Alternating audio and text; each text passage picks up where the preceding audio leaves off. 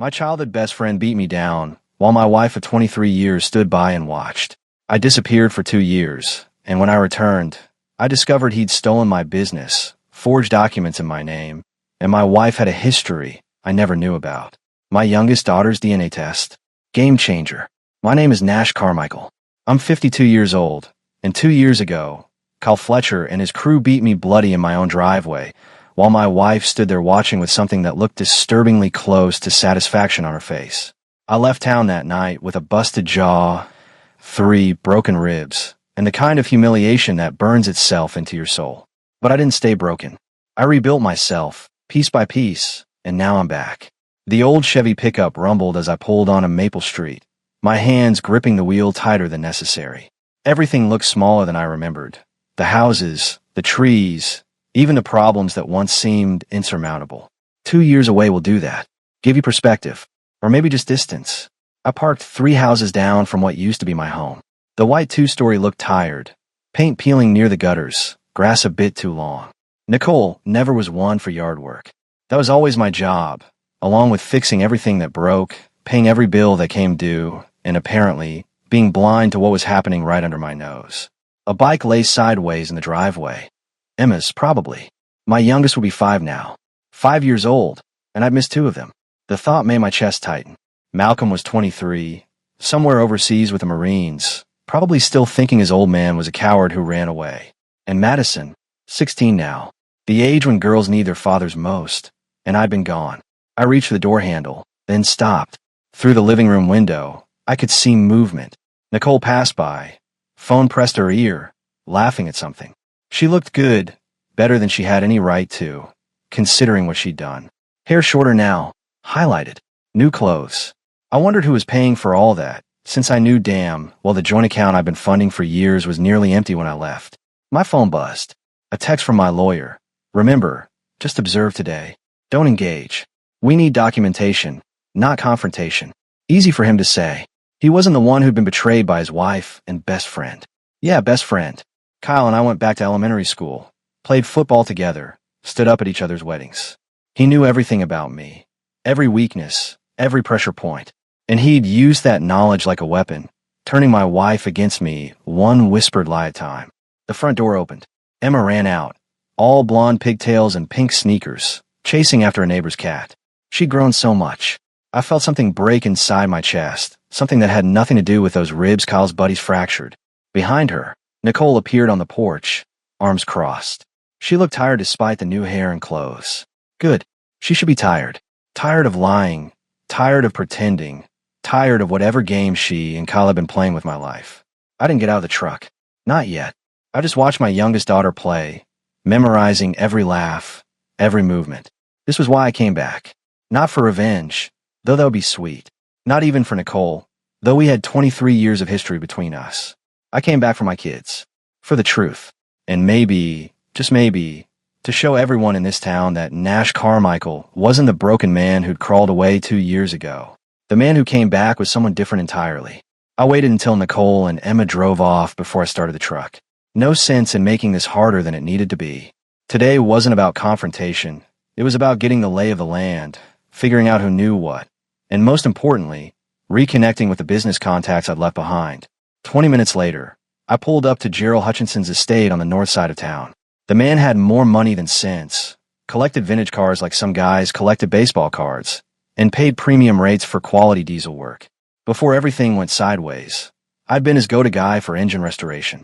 Now I was about to find out if that relationship had survived my absence. The gate was open, so I drove straight up to the main garage, a building bigger than most people's houses. Gerald stood outside in his usual uniform, khaki pants, polo shirt, and a cigar that probably cost more than my weekly grocery bill. He looked up as I climbed out of the truck, and his face went through about 5 different expressions before settling on something between surprise and amusement. Nash Carmichael, he said, taking the cigar out of his mouth. Heard you were dead. Heard that rumor myself. Turned out to be exaggerated. He laughed, a deep belly laugh that made his considerable gut shake. I'll bet. Come here, you stubborn son of a gun. He pulled me into a hug that smelled like expensive tobacco and old money. Gerald never cared much for small-town gossip, which was probably why we'd always gotten along. So, he said, stepping back and giving me a once-over.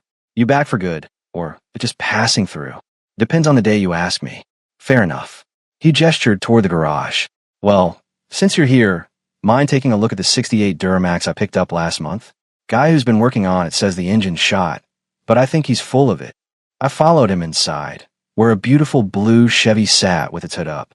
One look at the engine told me everything I needed to know. Your guy's an idiot, I said, running my hand along the engine block.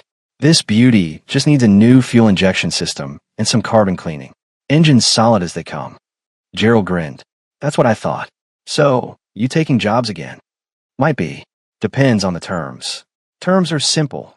You fix my trucks. I pay you stupid amounts of money, and I don't ask questions about why you disappeared for 2 years. I met his eyes. You already know why I disappeared. His expression sobered. Yeah, I heard things. Kyle Fletcher's been running his mouth all over town about how you went crazy, attacked him, had to be subdued for everyone's safety. He spat the word like it tasted bad. Load of garbage, if you ask me. Known Kyle since he was a punk kid stealing hubcaps. He's always been a liar and a cheat.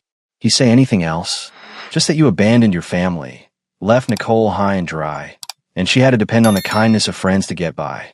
The way he said it made it clear what he thought of that story. Of course, I also heard that Kyle's been driving a new truck, and your shop equipment mysteriously showed up in his garage. My jaw tightened. That's so. That's so. And I heard Nicole's been real cozy with him, though she tells everyone they're just friends. He put air quotes around the last 2 words.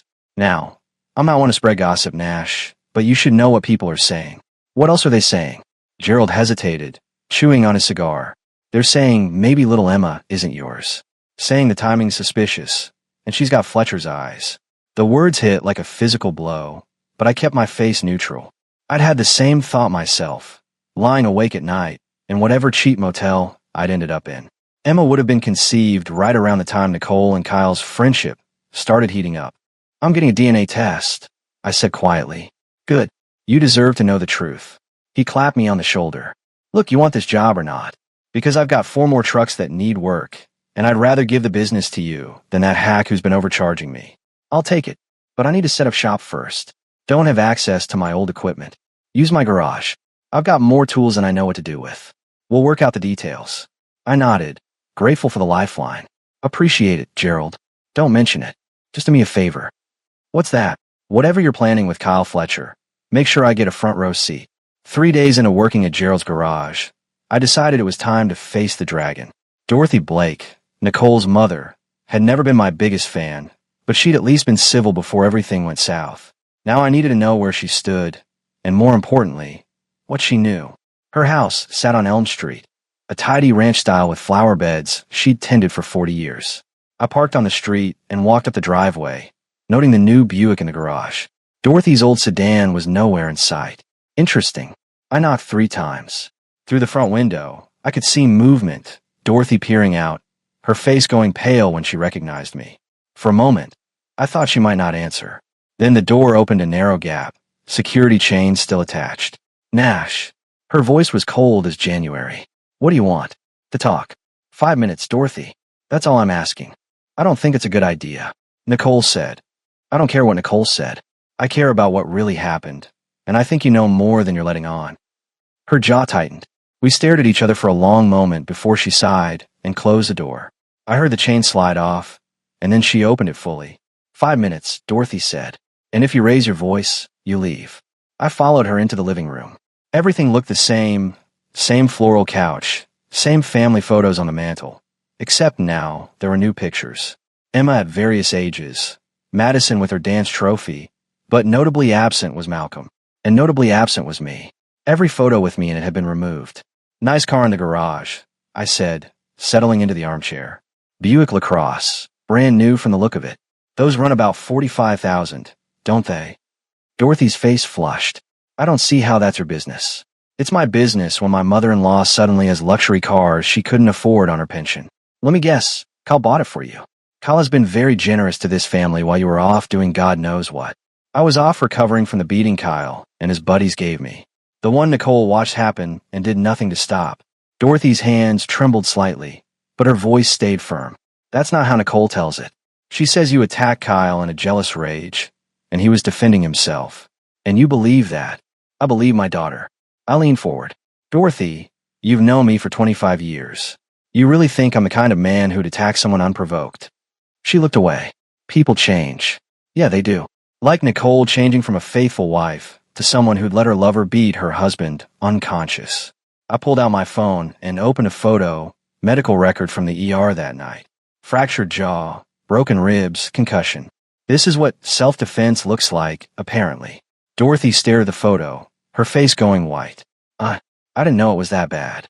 Because Nicole didn't tell you. What else hasn't she told you? She was quiet for a long moment. When she finally spoke, her voice was barely a whisper. There'd been other men. Before Kyle. My stomach dropped. What? I found out by accident, about 6 years ago. Some man called the house looking for her, said things that made it clear they'd been involved. When I confronted Nicole, she broke down, said it was a mistake, that it meant nothing. She begged me not to tell you. And you didn't. You were happy, Dorothy said, and now there were tears in her eyes. You and the kids were happy, and I thought it was over, that she'd learned her lesson. But then there was another one, 3 years ago. A trainer at her gym. I felt like I'd been punched in the gut. How many, Dorothy? How many times did my wife cheat on me while you said nothing? I don't know. I stopped asking. She wiped her eyes. I told myself it was better for the children, better for everyone if the marriage stayed intact. But after you left, things got worse. Kyle's always around, always spending money on her and the girls. And Emma. What about Emma?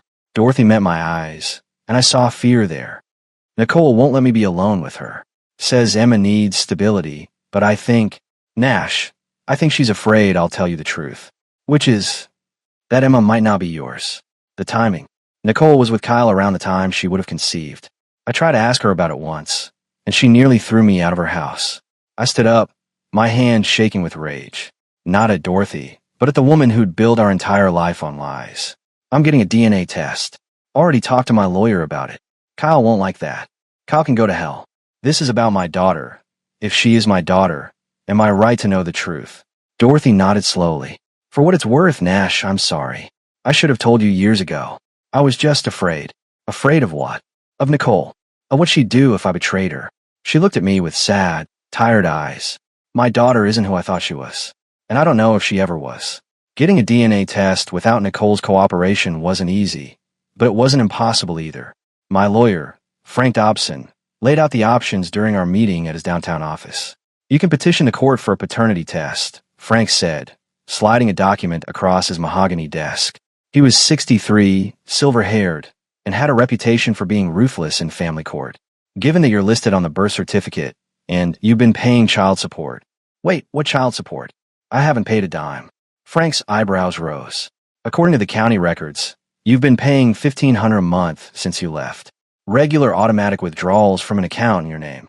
I felt my blood run cold. I closed all my accounts when I left town. Show me. He turned his computer monitor toward me. There it was, a checking account at Riverside Federal Bank, opened 3 months after I left, with my name and social security number. Monthly deposits of $2,000, followed by automatic withdrawals of $1,500 to Nicole Carmichael, labeled child support.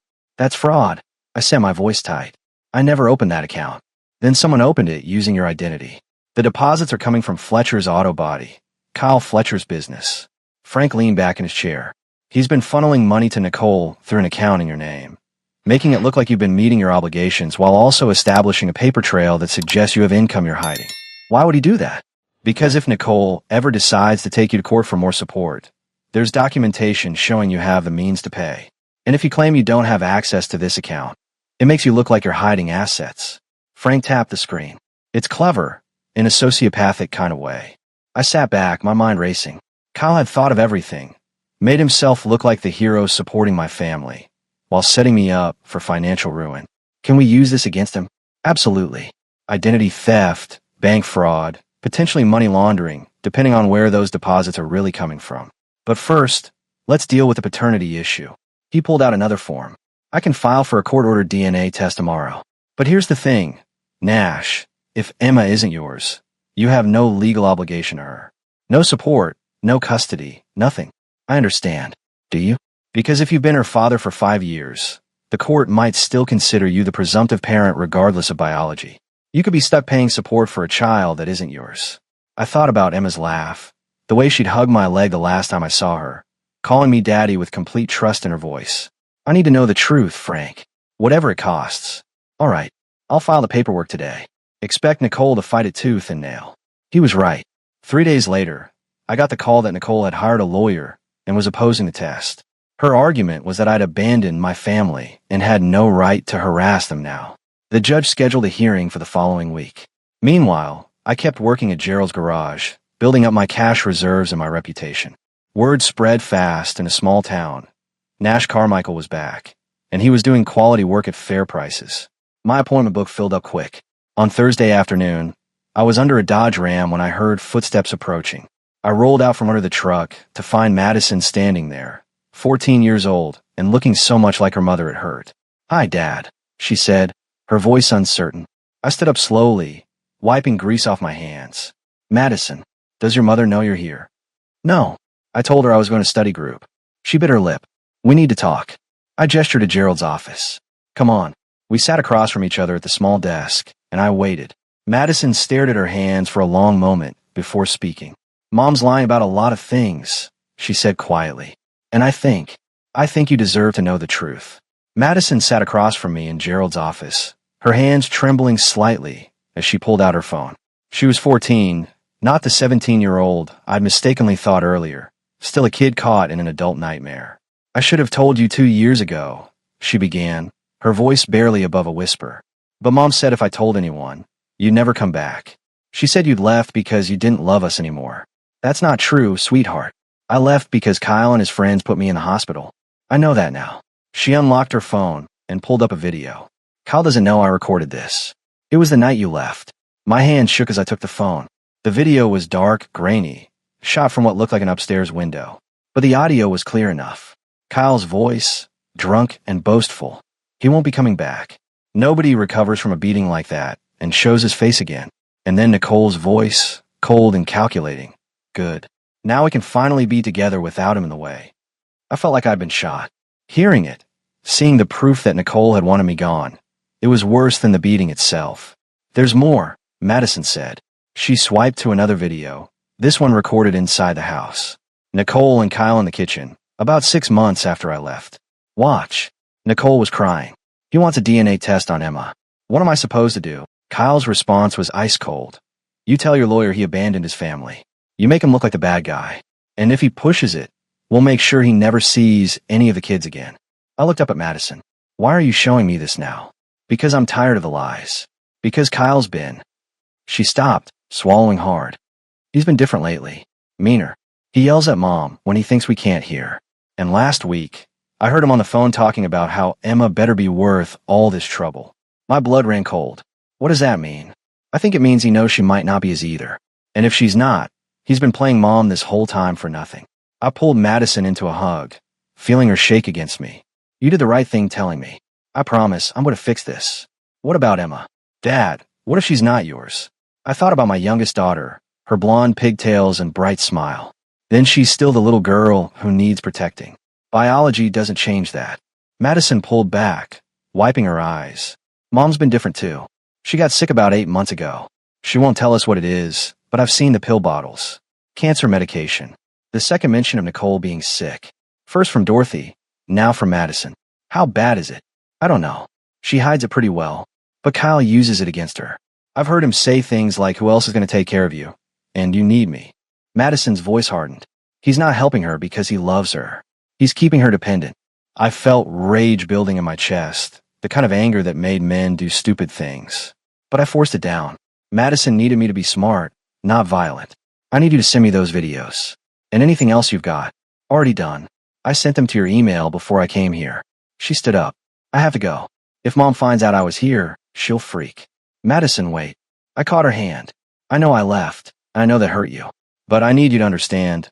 I left to protect myself, so I could come back and protect all of you. I never stopped being your father." Tears rolled down her cheeks. "I missed you, Dad. Every single day. I missed you too, baby girl. And I'm not leaving again. Not ever." After she left, I sat in the office for a long time, watching those videos over and over. Nicole and Kyle had conspired to drive me away, to take everything I'd built, to destroy my relationship with my children. And they'd used my absence to poison my kids against me. But Madison had given me a weapon, undeniable proof of their scheme. The question now was how to use it without destroying my daughter in the process. Because if this went to court, Madison would have to testify. She'd have to face her mother and admit she'd been secretly recording them. That kind of betrayal would tear whatever was left of our family apart. But maybe, I thought, staring at the frozen image of Nicole and Kyle on the screen, the family was already broken beyond repair. Maybe the kindest thing I could do was burn it all down and build something new from the ashes. I waited until Tuesday night, when I knew Kyle would be at Eddie's bar, his regular spot, where he held court with his buddies and bragged about his conquests. I'd heard through Gerald that Kyle had been telling anyone who'd listen about how he'd taken care of the Nash-Carmichael problem. Time to show him how wrong he was. Eddie's bar hadn't changed in 2 years. Same neon sign flickering in the window, same sticky floors, same smell of stale beer and bad decisions. I pushed through the door at 8:30, and the place went quiet. Kyle sat at his usual table in the back, surrounded by 3 of his crew. When he saw me, his face went through a series of expressions: shock, anger, then a forced smile that didn't reach his eyes. Well, he said loudly, making sure everyone could hear. Look who finally grew a pair and came back to town. Nash Carmichael, ladies and gentlemen. The man who abandoned his family and ran away like a coward. I walked straight to his table, ignoring the stares from the other patrons. We need to talk. Outside. I don't think so. Anything you want to say to me, you can say right here. Fine. I pulled out my phone and connected it to the bar's Bluetooth speaker. Eddie owed me a favor from way back, and he'd set it up earlier. Let's talk about how you and Nicole planned to get rid of me. I hit play. Madison's recording filled the bar. Kyle's voice saying, he won't be coming back. Nobody recovers from a beating like that and shows his face again, followed by Nicole's cold response about finally being together without me in the way. The color drained from Kyle's face. Around us, people were pulling out their phones, recording. In a town like this video would be all over social media by morning. That's fake, Kyle said, standing up. He doctored that audio. Did I also doctor the bank records showing you've been funneling money into a fake account in my name? Or the receipts showing you sold my shop equipment and pocketed the cash? I turned to address the bar. Kyle Fletcher stole from me, lied about me, and he's been playing Nicole for a fool this whole time. Kyle's face twisted with rage. You don't know what you're talking about. Don't I? How about we discuss Emma? You know, the daughter you've been pretending might be yours just to keep Nicole under your thumb. He lunged at me, but I was ready. 2 years of rage and training had made me faster, stronger.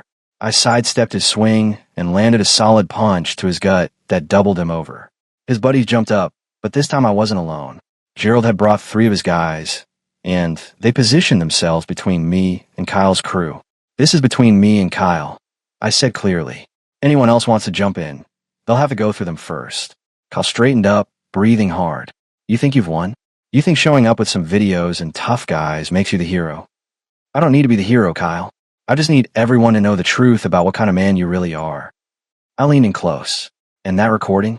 It's already with my lawyer, the police, and about 50 people online. You're done.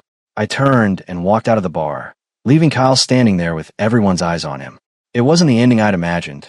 No dramatic fight, no movie moment justice. Just a man exposed for what he really was, in front of everyone who'd believe his lies. Sometimes, I thought as I climbed into my truck, the best revenge is just the truth. The DNA results came back on a Thursday. I was under a Ford diesel when Frank called, and I rolled out so fast I nearly hit my head on the undercarriage. She's yours, Frank said without preamble. Emma is biologically your daughter. 99.9% certainty.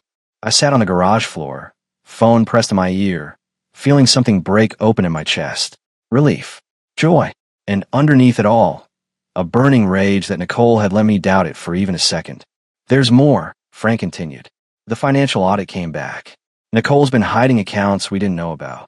And I found something else. Credit card statement from 6 years ago showing hotel rooms and restaurant charges. Names on the receipts include someone named Brian Hodges. My mind went blank. Who? Used to work at the bank where Nicole was a teller. Married guy, 3 kids. According to the records, they had a 6-month affair before it ended. Nicole charged everything to a card in your name that you'd given her for emergencies. 6 years ago, when Malcolm was 17 and Madison was 8. When I was working overtime to save for Madison's braces and Malcolm's college fund. There's another one, Frank said, his voice grim. 3 years ago. Personal trainer named Rick Wallace. Same pattern. Hotels, dinners, gifts, all on your dime. I closed my eyes, trying to breathe through the realization. Nicole hadn't just cheated once. She'd been doing it for years, and I'd been too busy working to notice. Or maybe I hadn't wanted to notice. How many, Frank? How many men were there? That I can document? 3 before Kyle. But there might be more. I thought about Dorothy's words. I stopped asking. She'd known. She'd known her daughter was a serial cheater, and she'd kept quiet to preserve the illusion of a happy family. What do we do with this information? We use it. In court, it establishes a pattern of behavior. It shows Nicole's been lying and manipulating for years. Combined with the forged signatures and the stolen money, we can push for full custody of Emma and supervised visitation only. What about Madison and Malcolm? They're old enough to choose. Malcolm's 23 and overseas, so he's out of the equation. Madison's 14. The court will listen to her preference, especially given that she's been living in an unstable environment. I stood up, my legs shaky. Set it up. I want a custody hearing as soon as possible. Nash, there's something else you should know. I got a call from Kyle's lawyer this morning. Apparently, that video you played at Eddie's bar went viral. Kyle's losing clients, his reputation's in the toilet, and he's talking about suing you for defamation. Let him try. Every word on that recording was true. That's what I told his lawyer. But be careful. Cornered animals are dangerous. After I hung up, I called Madison. She answered on the second ring. Dad, Emma's mine. The test came back positive. I heard her exhale in relief. I'm glad. I really am. Madison, I need to ask you something, and I need you to be honest. Did you know about the other men? The ones before Kyle? Silence stretched between us. Finally, she spoke, her voice small. I knew about the trainer. I saw them together once at the gym. Mom told me it was just a friendship, that I was imagining things. I wanted to believe her. That wasn't your fault, sweetheart. None of this is your fault. Dad, there's something else. Malcolm called me last night from overseas. He's coming home early. His deployment got cut short because of some injury. Nothing serious, he said, but enough to send him back stateside. He'll be here next week. My heart clenched. Malcolm, who thought I was a coward. Malcolm, who probably spent 2 years hating me. Does he know I'm back? Yeah. I told him everything, the videos, the DNA test, all of it. He didn't say much, just that he needed to see for himself what was really going on. How did he sound? Angry. Confused. But Dad, I think he wants to believe you. He just needs proof that you're not the man Mom made you out to be. After we hung up, I sat in the garage, surrounded by the smell of motor oil and metal, thinking about my son coming home. Malcolm had always been the one who believed in truth and justice. It's why he joined the Marines. If I could make him understand what really happened, maybe there was hope for rebuilding what Nicole had destroyed. But first, I needed to prepare for war. Because the custody battle was just beginning, and Nicole wasn't going to go down without a fight. Malcolm came home on a Tuesday, walking into Gerald's garage like he'd never left. 6 feet tall, military fit, with the kind of bearing that came from serving in combat zones. But his eyes, my eyes, Nicole always said, were harder than I remembered. Dad, he said, no emotion, just acknowledgement. Son, I set down my wrench and wiped my hands on a rag. Madison said he got hurt. Shrapnel in the shoulder. Nothing serious. They're sending me home for medical leave and evaluation. He looked around the garage. This where you're working now? Gerald's letting me use his space until I can set up my own shop again. Kyle sold off all my equipment. Malcolm's jaw tightened. Yeah, Madison told me about that. Told me a lot of things. We stood there, the weight of 2 years hanging between us. Finally, Malcolm pulled out his phone and held it up. On the screen was the video from Eddie's bar, the one of Kyle and Nicole planning my departure. Is this real? Malcolm asked. No editing, no manipulation. It's real. Madison recorded it the night I left. And you didn't tell anyone because I was in the hospital with a fractured skull, broken ribs, and no one who'd believe me over Kyle Fletcher. His cousin's a deputy, his uncle's on the county board. I tried to press charges, and they made it disappear. I met his eyes. I left because staying meant either taking another beating or doing something that would land me in prison. I left to protect myself so I could come back with evidence. Malcolm studied me for a long moment. Then he walked over to the workbench and leaned against it. Mom told us you had a breakdown, that you accused her of things that weren't true, got violent, had to be restrained. She cried when she told us. Madison believed her. I believed her. I know. But then I came home on leave 6 months ago, and things didn't add up. Kyle was always around, acting like he owned the place. Mom was different, secretive, defensive, and Madison was scared of something, though she wouldn't say what. He pulled out another phone, an older one, beaten up. This was in Mom's drawer. I found it when I was looking for birth certificates to update my military records.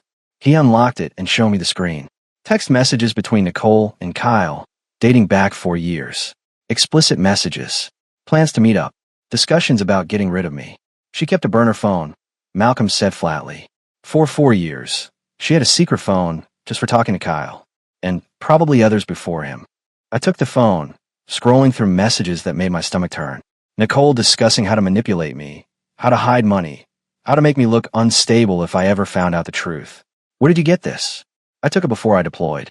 Told myself I was being paranoid, that Mom couldn't be that person. But I couldn't shake the feeling something was wrong. He paused. Then I got your number from Madison and read through everything you sent her. The bank records, the forged signatures, the DNA test results. It all fits. Malcolm, I know this is hard. Hard. He laughed bitterly. Dad, I spent 2 years defending Mom to anyone who'd listen. Told people my father was a deadbeat who abandoned his family. Got into fights over it. And the whole time, she was lying. About everything. She's still your mother. Is she? Because right now, I don't know who she is. You pushed off the workbench. But I know who you are. You're the guy who taught me to change oil when I was 10. Who helped me study for the SATs. Who came to every football game. Even when you were dead on your feet from work. That guy wouldn't abandon his family without a damn good reason. Something in my chest loosened. Thank you, son. Don't thank me yet. I want to hear everything. The whole story, start to finish. And then I want to know what you're planning to do about Kyle and Mom. We sat in Gerald's office for 3 hours while I laid out everything. The affair, the beating, the financial fraud, the custody battle, the other men Nicole had been with over the years. Malcolm listened without interrupting, his expression growing darker with each revelation. When I finished, he sat back and stared at the ceiling. What do you need from me? Honestly, I need you to be there for your sisters. Madison's caught in the middle, and Emma doesn't understand what's happening. They need someone stable. What about Mom? What happens to her when all this comes out? That's up to the courts. But Malcolm, there's something else you should know. Your grandmother told me Nicole's sick. Cancer. She's been getting treatment. His face went pale. How bad? I don't know the details. But Kyle's been using it to control her, making her dependent on him. Malcolm stood abruptly, his hands clenched into fists. That son of a... He stopped, breathing hard. How does someone do that? How does someone manipulate a sick woman like that? The same way he manipulated all of us. By lying, by finding weaknesses, by being exactly who people need him to be until he's got them trapped. Malcolm was quiet for a long moment. Then he looked at me with something like respect. You came back to face this. That took guts. I came back for you kids. Everything else is just settling accounts. Then let's settle them. Malcolm said. Tell me what needs to be done. 3 weeks after Malcolm came home, Nicole showed up at Gerald's garage. I heard her car pull up and knew immediately it was her. Same silver sedan she'd been driving for years, now with a dent in the passenger door. I didn't stop working. Just kept my hands on the engine I was rebuilding, waiting. Nash. Her voice was softer than I remembered, worn down by whatever the past few weeks had cost her. Nicole. I still didn't look up. Can we talk? Please. I set down my wrench and finally turned to face her. She looked terrible, thinner than ever, her skin sallow, dark circles under her eyes. The cancer treatment was eating her alive, and, for a moment, I felt something like pity. Then I remembered everything she'd done, and the feeling passed. What do you want? She took a breath, steadying herself against a workbench. I want to make you an offer. A way out of all this mess, without destroying the kids completely. I'm listening. We stay married, she said quickly. On paper only. We live in the same house for appearances. Raise Emma together. You can have full custody rights. Make all the decisions. I won't fight you. But we present a united front to the community, to the kids. No messy divorce. No court battles. No public humiliation. I stared at her, genuinely shocked. You want an open marriage? I want peace, Nash. I'm tired of fighting. I'm tired of Kyle. Tired of the lies. Tired of everything. She looked at me with something like desperation. You can see whoever you want. I won't interfere with your life. I need stability while I'm going through treatment. And the kids need to see us together, even if it's just pretend. You're serious. Completely. Think about it.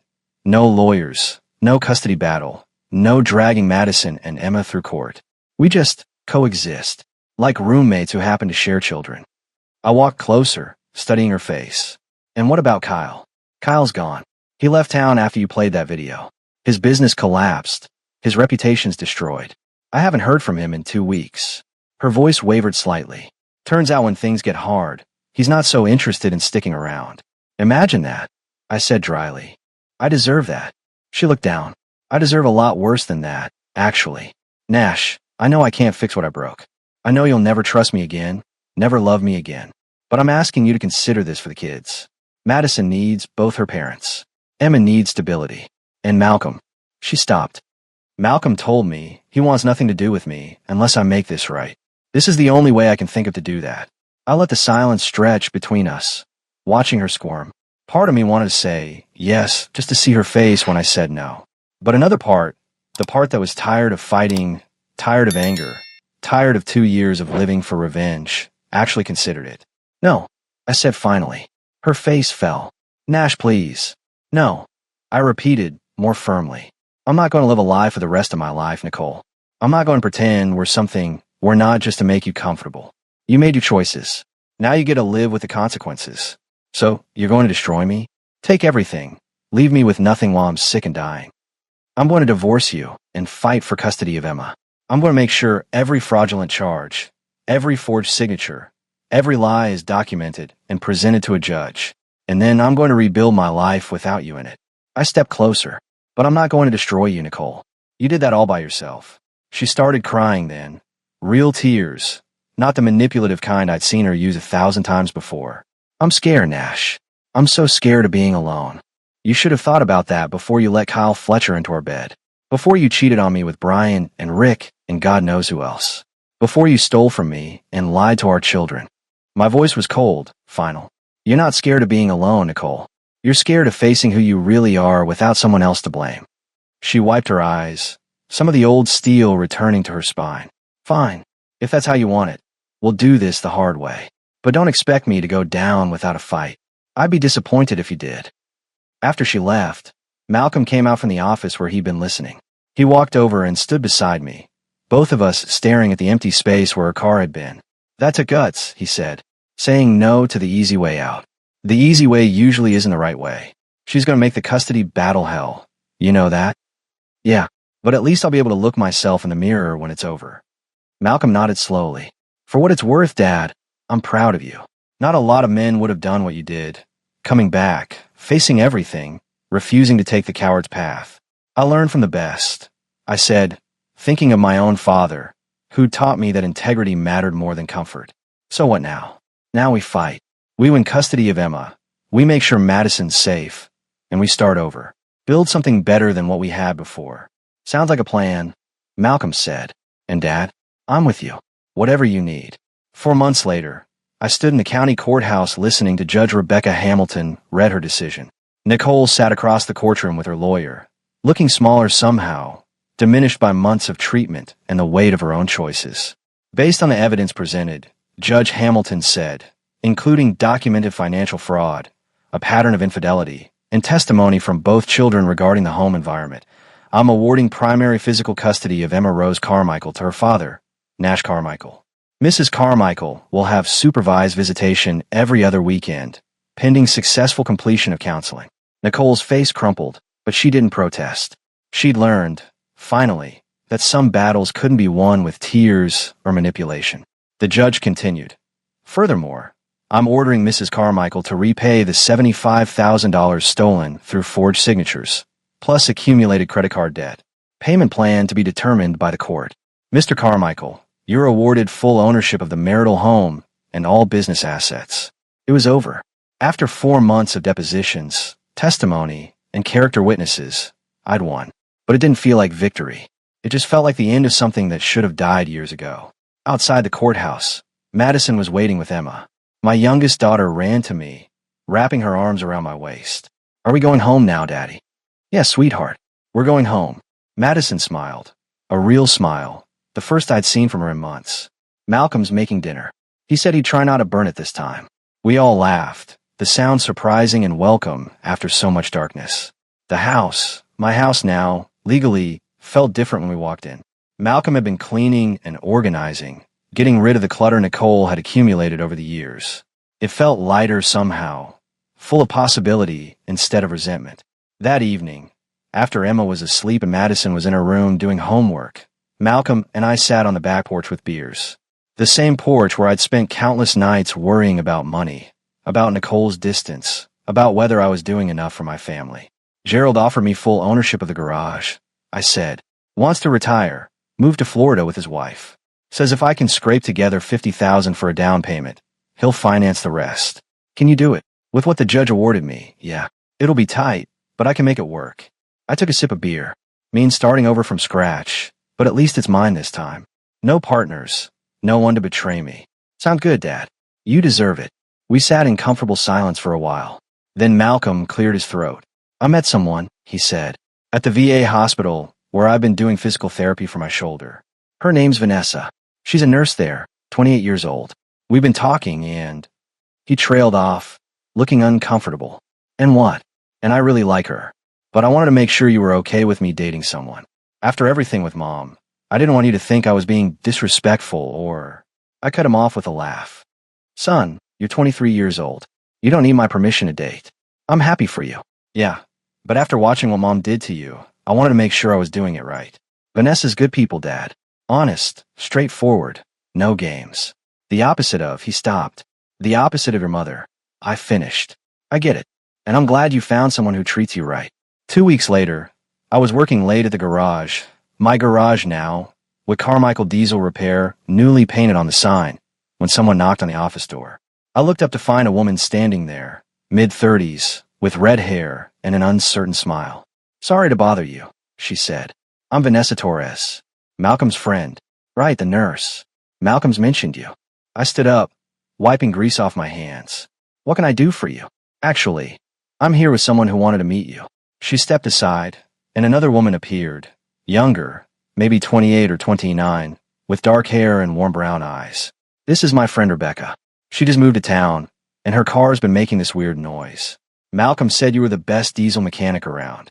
Rebecca held out her hand, and when I shook it, I felt something I hadn't felt in years. Genuine interest, untainted by history or betrayal. Nice to meet you, she said. And I promise, I'm not as high maintenance as my car. I found myself smiling. Let's take a look and see what we're dealing with. As we walked out to her truck, a beaten-up Ford Ranger that had seen better days, Vanessa caught my eye and winked. Subtle as a brick, that one. Malcolm had clearly put her up to this. But as Rebecca explained the issue with her engine, talking about torque and compression like she actually understood them, I realized I didn't mind the setup. For the first time in 2 years, I was looking forward instead of backward. The past